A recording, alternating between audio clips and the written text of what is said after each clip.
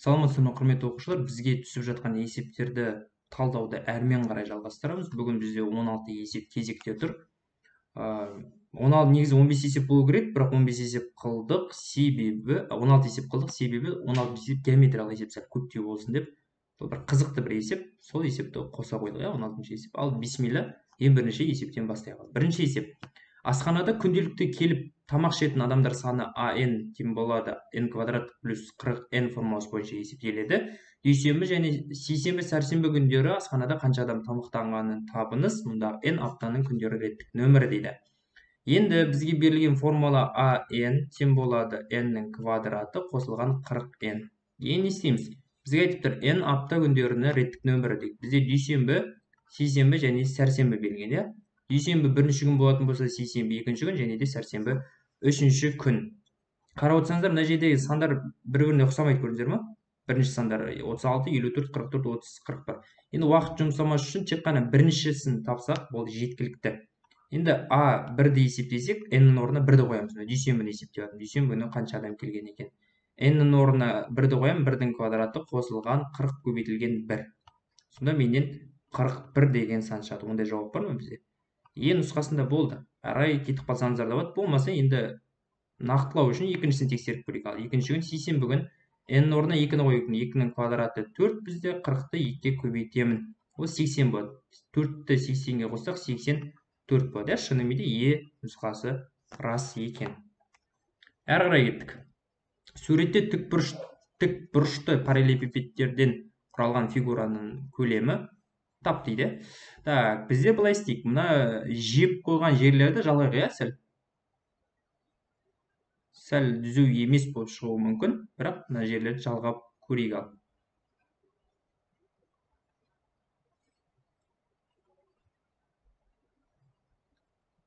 Осылай жалғадық, иә, елесте деген сәл. Осылай жалғадық, толықтай болып шықсын. Енді жалғанған жерлердің ұзындықтарын табайық. Мына қабырғаға қарама-қарсы жатқан қабырғаны тапсаңыздар, оның да ұзындығы. Оған қарама-қарсы жатқан 2, иә, значит, мына жер 2. Одан кейін мына 5-ке қарама-қарсы жатқан қабырға мына жерде, оның ұзындығы ол да 5-ке тең екен, иә, мына жерде мына жерге дейін. Жалғанғанын таптық, енді үстіңгісін тауып көрейік. Үстіңгісі, так, мына жер бізде 3 екені белгілі. Себебі неге? Мынау бізде квадрат берілген ғой. Квадраттың барлық қабырғалары тең, сондықтан мына жер 3 болатын болса, оған қарама-қарсы жатқан мынау да 3 болады деген сөз. Енді мына жерді тауып көрейік. Енді қараңыздар. Асты 5 қосу 3 барлығы 8. Общий 8 көрдіңіздер ме? Мына жерден мына жерге дейін 8. Значит, мына жер 3 болатын болса, мына жағы 5 деген сөз. Бұны да тауып алдық. 5, 5, мына жер 3, 3. Болды. Енді толықтай барлығының көлемін тауып, бұл бізде А көбейтілген Б көбейтілген С. Енді орнына қоятын болсақ, V тең болады. Так, біздер А-ның орнына 8-ді қойық. Одан кейін биіктігін қойық. Мына биіктігін есептеп көрейік. Мына жерден төмен қарай мына жерге дейін 6, 6-ға 2-ні қойсақ, бұл да 8-ге тең. Және де мына жағын есептеп көрейік. Бұл бізде 3-ке тең екен. Сонда барлығы 64. 64-ті 3-ке көбейтсеңіздер 192 шығады екен. Үлкеннің жалпы барлығын желінбей тұрған кезде 192 сантиметр куб болатын болса, енді желінген жерлерді осы 192-ден алып тастаймын. Яғни V1-ді табу керекпін, V2-ні табу керекпін. Енді қараңыздар, дәл осындай формуламен. Мына бірінші мына V1 деп алайық, мынаны V2 деп алайық. Қараңыздар, бұның да ұзындығы бар 5 көбейтілген 3 және де биіктігі енін ол да 3-ке тең. Биіктігі де 3-ке тең, ені де 3-ке тең. Сонымен барлығы 5 3-ке өтсек 15, 15 3-ке өтсек 45 шығады, иә. Әрмен қарай. Мына төменгі жалғанған мына жердің несін тауып көрейік. Бұның биіктігі 2-ке тең екен, ұзындығы 5-ке тең, және ені бұның да 3-ке тең. Барлығының ені 3-ке тең екені көріп тұр, иә. Көбейтсек 10, 10-ды 3-ке өтсек 30 болады. Енді барлық 192-ден азайту керекпін 45-ті, азайту керекпін 30-ды. Сонда бізден 117 деген сан шығады. Яғни берілген фигураның көлемі 117 сантиметр болды. С жауабында. Әрмен қарай кеттік. Өрнекті ықшамдан іздейді. 5 факториалдың квадраты азайтылған x квадрат бөлінген 5-тің факториалы азайтылған x азайтылған 5 факториал дейді. Енді қараңыздар, бөлшектің алымына қарайтын болсақ, а квадрат минус б квадрат деген көреміз, иә? А квадрат минус б квадрат. Оның формуласын жазатын болсақ, а минус б, а плюс б. Енді орнына қойып, а-ның орнында 5-тің факториалы тұр, б-ның орнында x тұр. Сонда көрейік ал.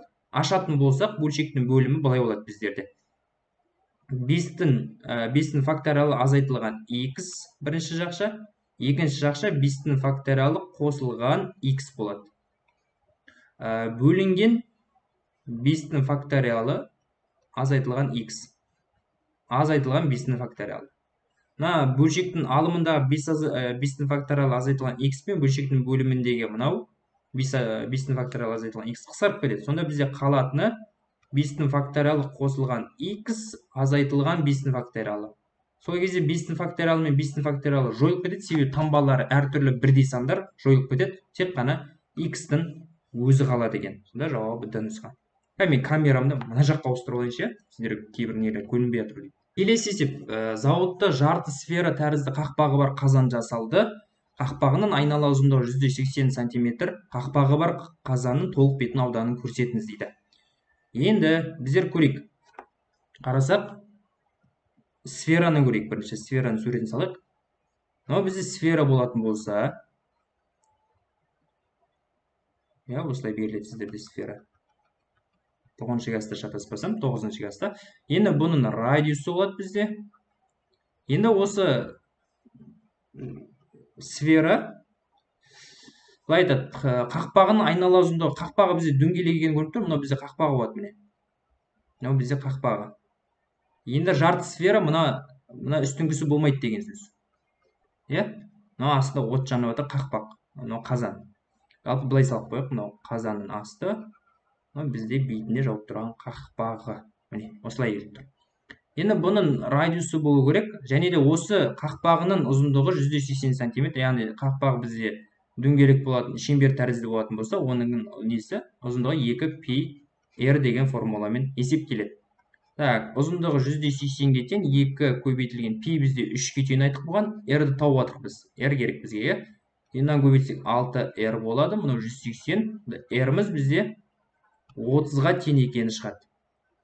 Не үшін тауып отырық? Енді қазір біздер толық бетін ауданын көрсету керек. Сфераның толық бетін ауданы тең болады 4πr квадрат. Енді бізде r бар, π бар, бұл орнына қоя қойған. Так, орнына қойық. 4 көбейтілген 3 көбейтілген r-дің квадраты бізде 30 ғой. 30-дің квадраты 9 болады. Сонда барлығын қосақ, мұнда 800 шығады. Көбейтсек. Енді қараңыздар, мұнда 800 деген ответ жоқ бізде. Ал бізде мына жерде айтады, зауытта жарты сфера тәрізді. Жарты, яғни сфераның жартысы деп тұр. Сондықтан мына толық бетін ауданы тағы да 2-ге бөлемін. Сонда 10800-ді бөлемін 2-ге 5400 шығады екен. Ондай жауап бізде А нұсқасында тұр екен. Бұл есеп шықты.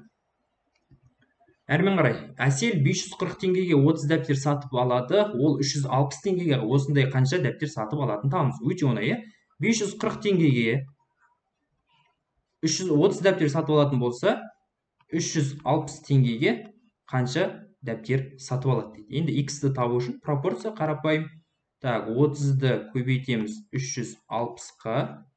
Бөлеміз 540-қа. 540 пен 360-ты 90-ға қысқартып жіберейік. Мынау 6 болады, мынау бізде 4 болады.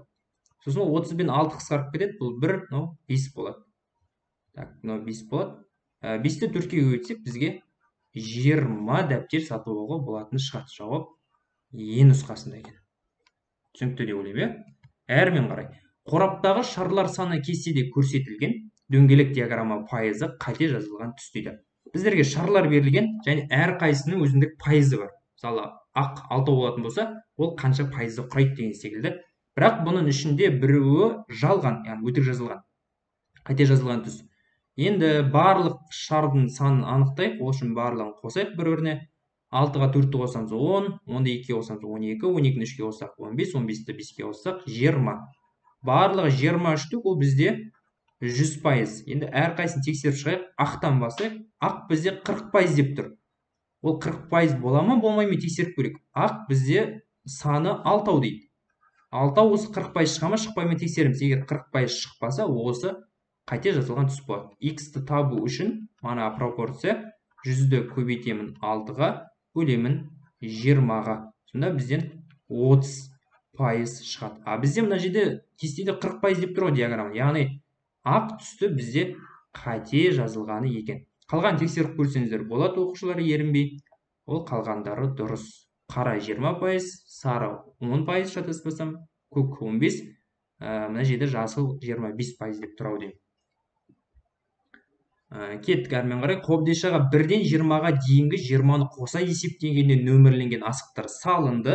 Кездейсоқ алынған асықтың нөмірі жай сан болуының ықтималдығы. Ықтималдық табудың формуласын көп оқушылардың барлығы біледі, қалай етті көп оқушылардың барлығы деген. Бізге n-нан m керек, тең болады. Барлығын n-нің орнына барлығын жазу керекпін ғой, барлығы 20 сан. Енді маған жай санды неше штук екенін табу керек. Жай санды 1-ден басып 20-ға дейін жазып шығамын. Енді жай санға анықтама беретін болсақ, жай сан бізде өзіне және де 1-ге бөлінетін сан. Эгоист сан.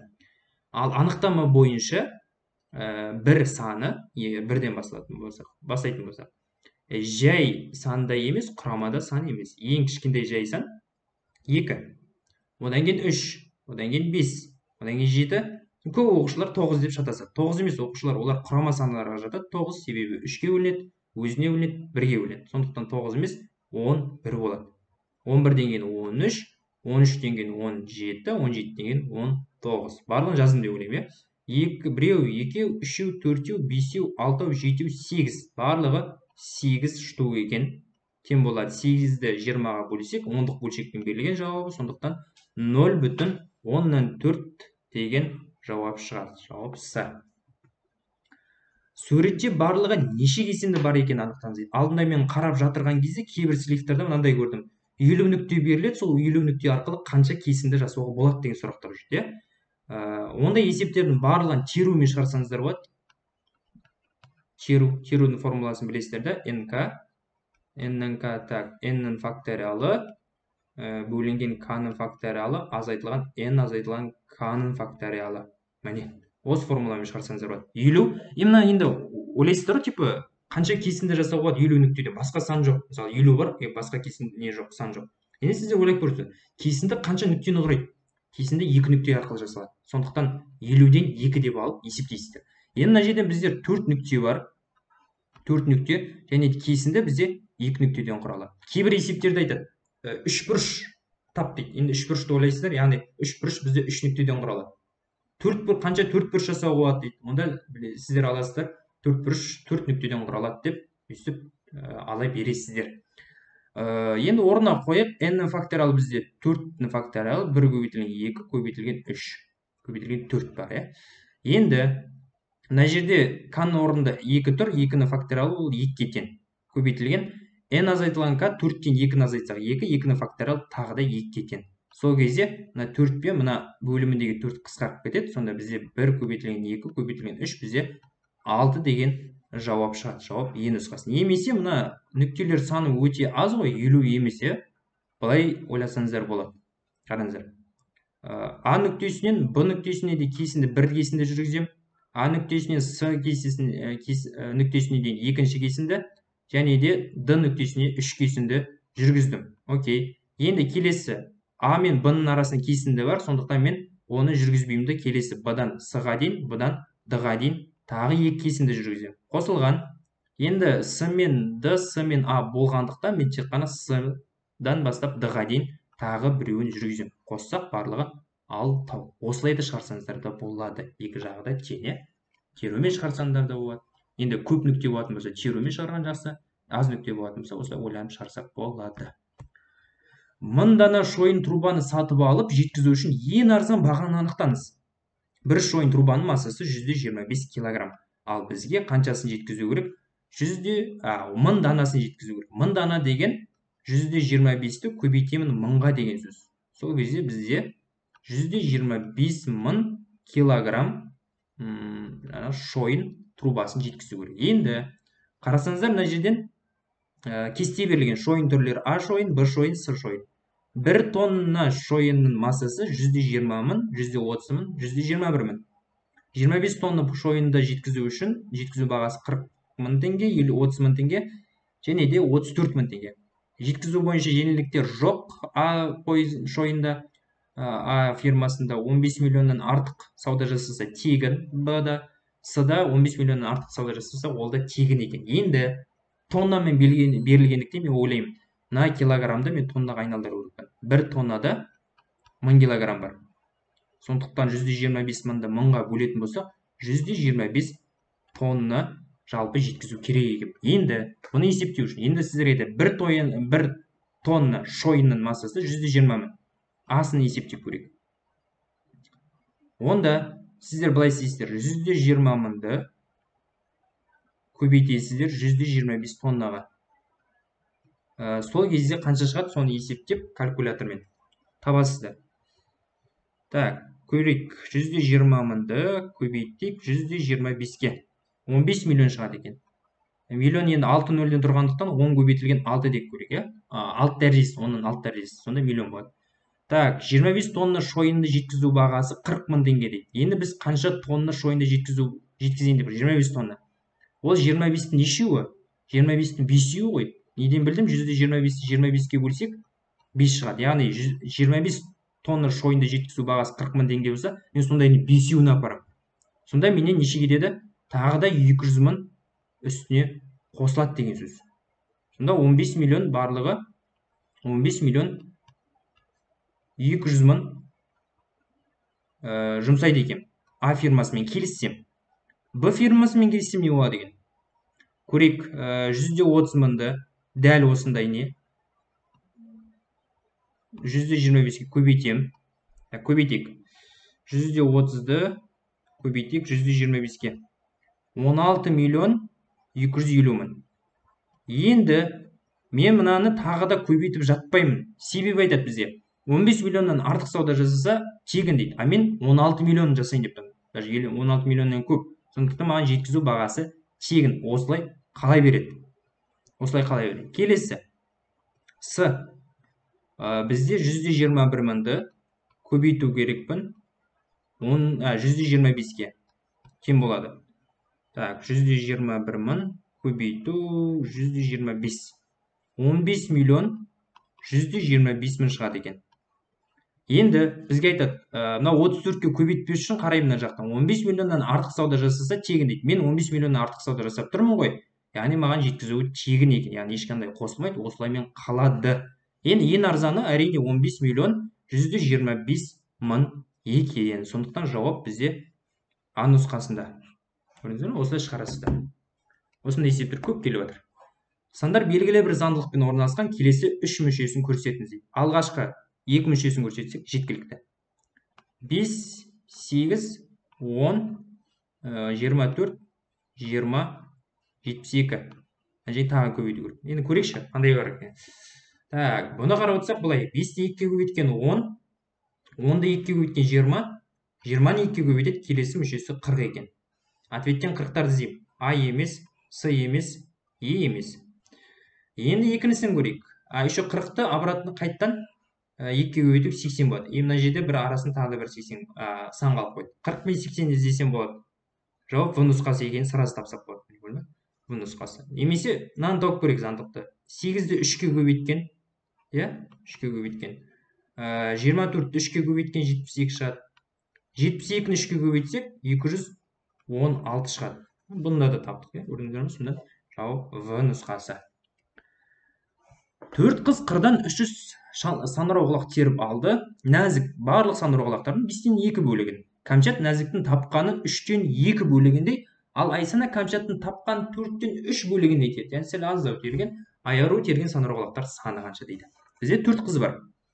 Яғни біздерге нәзік бар, Кәмшат бар, Айсана бар, ай деп жазып қоямын жерге, айару бар.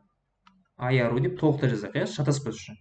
Енді қараңыздар, осы барлығы 4-еу бірігіп 300 санырауқұлақ терген. Енді нәзік осы барлығының 300-дің 5-тен 2 бөлігін терді. Яғни 300-ді 5-тен 2 көбейту керек. Сол кезде 5 пен 300 қысқарады. 60-ды 2-ге көбейтсек 100-20. Яғни нәзік бізде 100-20 санырауқұлақ терген. Енді Кәмшат айтады. Кәмшат нәзік 120 терді ғой. Осының 3-тен 2 бөлігінде терді. Яғни тағы да 3-тен 2 көбейтеміз. Сол кезде 120 мен 3 қысқарады. 40 шығады. 40-ты 2-ге бөлсек, біздер 80 аламыз. Сонда нәзік бізде 80 санаулық терген екен. Ай саны кәмшат 80 терсе, соның 4-тен 3-ін терген. Тағы да 4-тен 3-ге көбейтеміз. 4 пен 80-ді қысқарамыз 20. 20-ны 3-ге көбейтсек 60. Яғни ай саны бізде 60 терген. Енді бізде тек қана айыру белгісіз. Енді 4-еуі барлығы 300 терсе, мына 4-еуін қосамыз бір-біріне. Қосайық ал. Сонда бізде 300 шығу керек. 120-ны 80 қоссақ 200, 260 қоссақ 260, и 260 қанша қосу керек 300 шығу үшін? Әрине 40-ты қосу керекпін. Айыру бізде 40 штук терген екен. Жауап С нұсқасында. X саны 20 және 36 сандарының ең үлкен ортақ бөлгіші, 5-ші класты еске түсіреміз қазір. А және Б бағандардың мәндерін салыстырыңыз дейді. Ортақ көбейткішті, ең үлкен ортақ бөлгішті 5-ші сыныпта өттік, және де ең кіші ортақ еселік деген болатын, иә? Енді бұларды табу үшін сіздер берілген сандарды жай көбейткіштерге жіктеу керексіздер. Яғни бүйтіп сызатынбыз біз. Бұны ең кіші жай бөлшекке, жай санға бөлесіздер, ең жай кішкентай жай сан бізде 2. Сол кезде 10 шығады. 10-ды 2-ге бөлесіздер. 5 шығады. 5 2-ге де бөлінбейді, 5 өзіне ғана бөлінеді. Сол кезде сонан 1 шығады. Осымен тоқтайсыздар. Әрмен қарай 36. Ең кішкентай жай санға бөлесіздер. Ең кішкентай жай сан бізде 2. Бөлесіздер 18. 18 тағы да 2-ге бөлінеді. 9 шығады. 9 2-ге бөлінбейді, 3-ге бөлінеді. 3 шығады. 3 3-ге бөлінеді. 1 шығады. Осылай жіктеп шығасыздар. Енді бұл екеуінің айырмашылығы. Мүмкін айтпаған шығар, мүмкін біле жүрдіңіздер. Ең үлкен ортақ бөлгішті қай кезде табасыздар? Егер екі санды бір-біріне қысқарта алмай отырсаңдар, сол кезде тапсаңыздар болады. Ең кіші ортақ еселікті екі жай көбейткіш, жай сандар емес, жай бөлшектерді бір-біріне қосып азайтып жатқан кезде, ортақ бөлім тапқан кезде қолданасыздар. Біле жүрдіңіздер. Енді ең үлкен ортақ бөлгішті қалай табасыздар? Тек қана егіздерін аласыздар. Мынаның егізі бар қарама-қарсы жақта, мынаның егізі бар қарама-қарсы жақта. 5 және 3-тердің егіздері жоқ бір-біріне қарама-қарсы жақтарында. Сондықтан бұл жерде андай система бар ғой біздің қазақта. Бір үйден бір адам. Яғни мына екеуінен тек қана бір ғана 2-ні алам, мына екеуінен тек қана бір 2-ні алам. Сосын бұл екеуін көбейтем. 2-ні 2-ге көбейтсек, ең үлкен ортақ бөлгіш 4 екені табылады. Ал енді тура осылай ең кіші ортақ еселік табатын болсаңыздар, ол кезде ана несі егіздер жоқтарды да бірге көбейтіп жібересіздер, егіздермен қоса. Түсініп жатсыздар ма? Ал енді 4 болатын болса, x-ның орнына барып 4-ті қоям. Мына жерге 4-ті қояйық. 5 көбейтілген 4 қосылған 10. Так, сонда 30 шығады. А бағаны 30 болатын болса, Б бағаны 7 көбейту 4, 28 екен. Енді ответтеріне қойып көрейік. А 30 болатын болса, Б 28. 30-дан 28 алсақ, 2 болады. А жауабы шықты, болды, есеп шықты.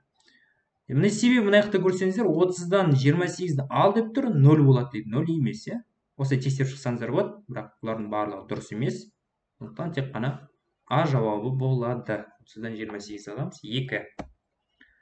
Қайрат жексенбі күні таңертең сағат 9:00-де ұйқысынан оянады. Ол келесі күннен бастап әр күн сайын алдыңғы күннен 15 минут ерте тұруды жоспарлайды.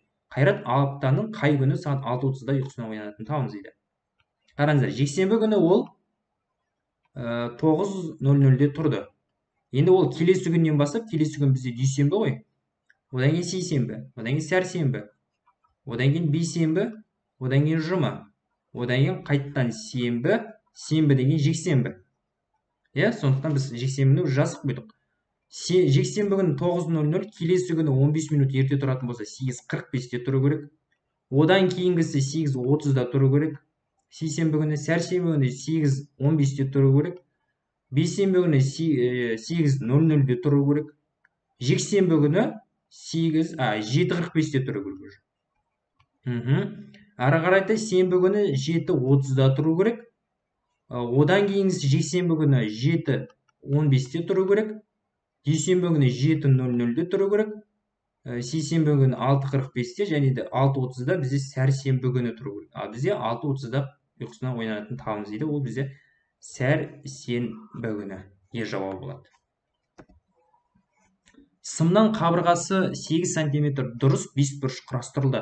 Бесбұрышқа жұмсалған сыммен шектеліп жасалған шаршының ауданын табыңыз дейді. Қараңыздар, бізде бесбұрыш болсын мынау. Бесбұрыш. Сәл келмей қалды енді. Себебі дұрыс болу керек. Дұрыс болатын болса, барлық қабырғасы тең деген сөз. Барлық қабырғасы тең. Тең қабырғалар. Барлығы 8-ден.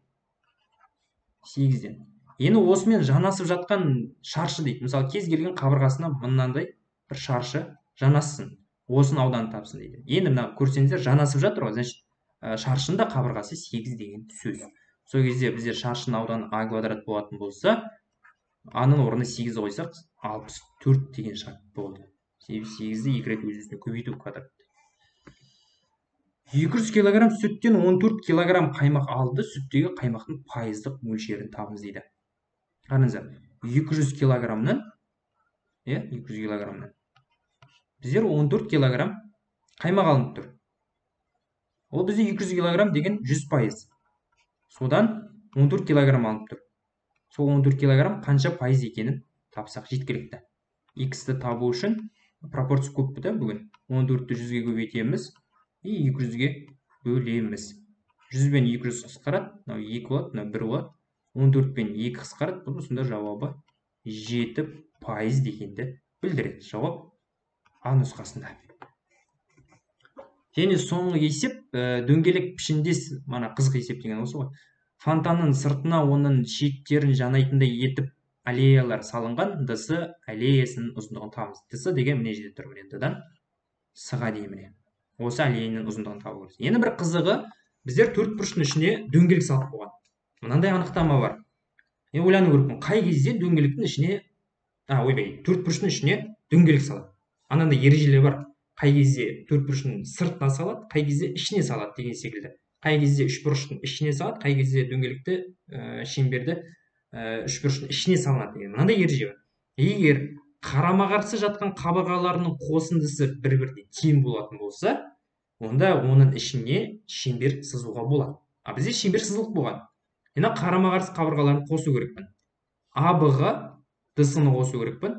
Сол АБ-ға ДС-ны қосқан кезде ол тең болу керек. Мына БС-ға АД-ны қосқан кезде. Енді орнына қойып керек. АБ бізде 8 сантиметр. ДС деген бізде белгісіз. Осыны табу керекпіз. БС бізде 18, АД деген бізде 10.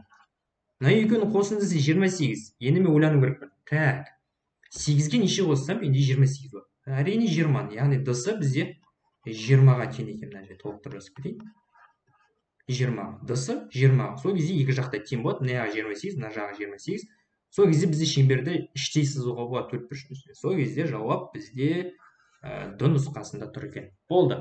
Осымен аяқталды. Мынаны мұқият жаттап алыңыздар, сау болыңыздар.